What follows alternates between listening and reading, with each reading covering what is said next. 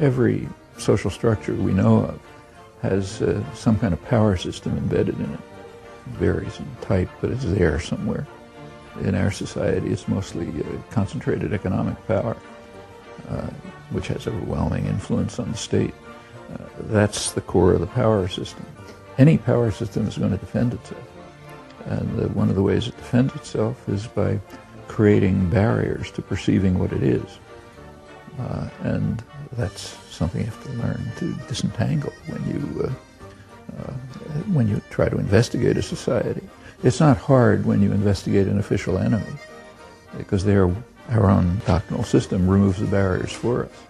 So we don't have any problem in figuring out how Stalin's Russia was run, or Saddam Hussein's Iraq. When we turn to ourselves, the barriers start increasing. In fact, that's even true of personal life.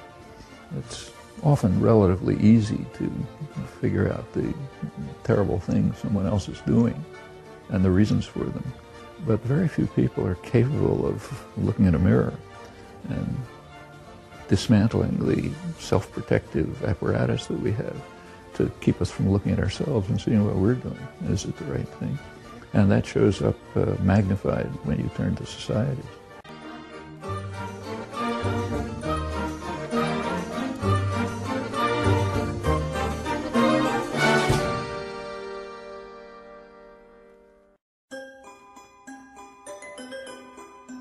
The function of human.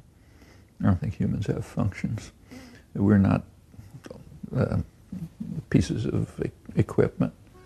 Humans have lives, not functions. To think of humans as having functions is to dehumanize them. So I don't think there's an answer to that question. Things have functions because we give them functions. Like, say, a computer, let's say. The computer itself has no function. I mean, we can, in fact, you can use it for a paper, for a paperweight if you want. Or you can figure out a way to devise a program which the computer will then implement. Okay, then the computer has a function, namely implementing the program that you wrote for it. But it's you, the human being, who are assigning a function to it. And the function can be anything. Like I say, a computer could be a paperweight. Or take, say, a hammer. What's its function? Well, in the hands of a torturer, its function could be to beat somebody's brains in. In the hands of a carpenter, its function would be to build a house. But the hammer itself has no function.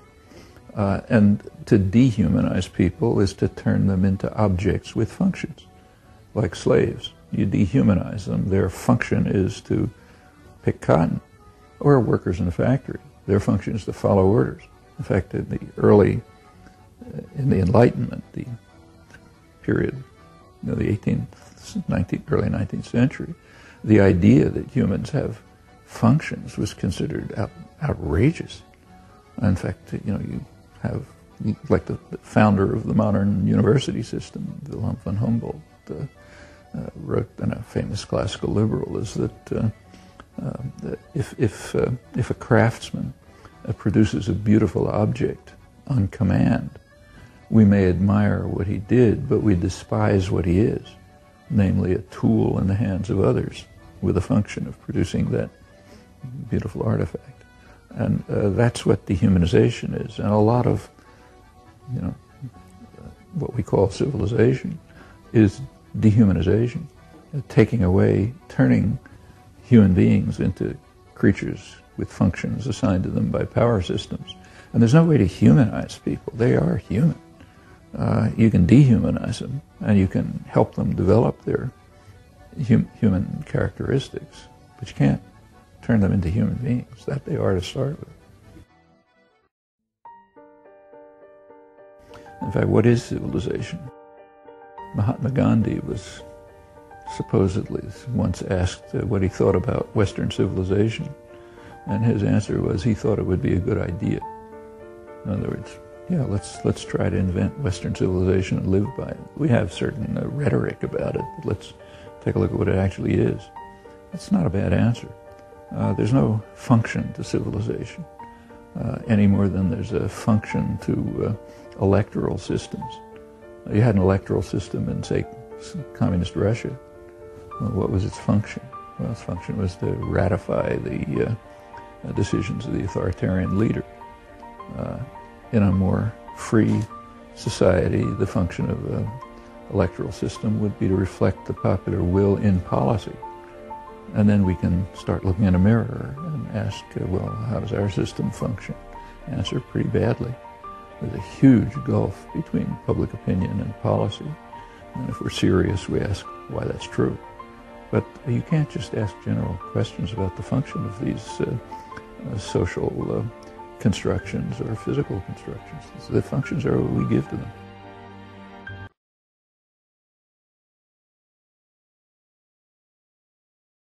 It's a matter of choice. I mean, you have to choose, each person, to what extent am I going to be consumed by self-interest? To what extent am I going to care about others? There's nobody can lay down a legislation about that. We can have our own views about the topic, so tell you my view, you can tell me your view. I think people should be concerned with others, not just with their own self-interest. Of course, you can't dismiss your own self-interest. You want to survive, live a decent life, enjoy grandchildren, and so on and so forth. That's self-interest. But a substantial part of your life should be, I think, concern for others. And in normal human beings, it is. Sympathy is a deep principle. Altruism is a deep principle, not just for other humans. I mean, just take, say, dolphins, who are very remote from us in the evolutionary scale, maybe a billion years or so. But many people, demonstrate great courage to save dolphins who are, swamped on the beach, because we have sympathy.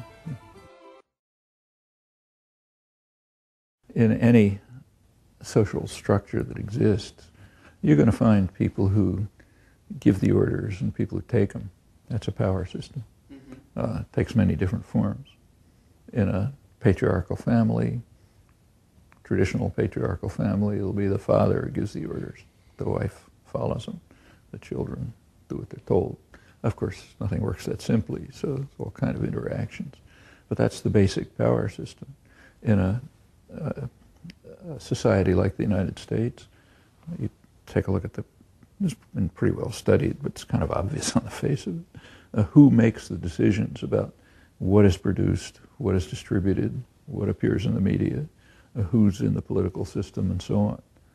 That's not, you don't get a simple answer, but in a general way, it traces back to the concentration of economic power. That's where the decisions are made. In a corporation, let's say, that's tyranny. It's easy to determine how it works. At the top, you get the board of directors and the CEO, they make decisions. They hand them down to the next level where they implement the decisions and pass them on down below. At the very bottom, you have the people who have rented themselves to it. They're called workers. They just follow the decisions.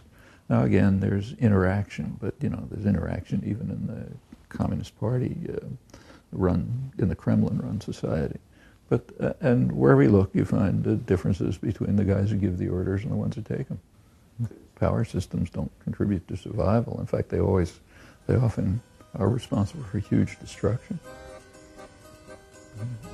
Whenever you have a war, somebody started it, and it's some power system. Can lead to enormous suffering, and the same is true on a smaller scale.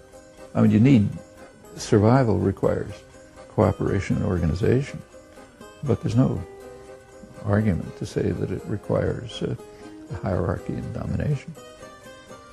That's just a residue of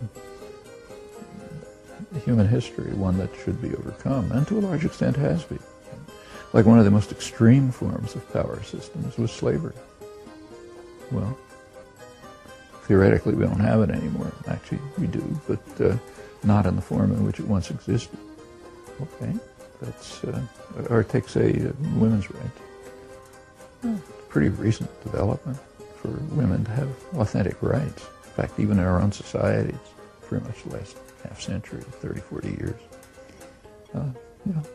So matters proceed. History has it. It's not uniform, there's regression, but over time the cycle is towards eroding the more brutal elements of power, hierarchy, and domination, and I think that has a long way to go. But I don't think it's, I don't think the methods are obscure, and I don't think that the goals should be terribly obscure.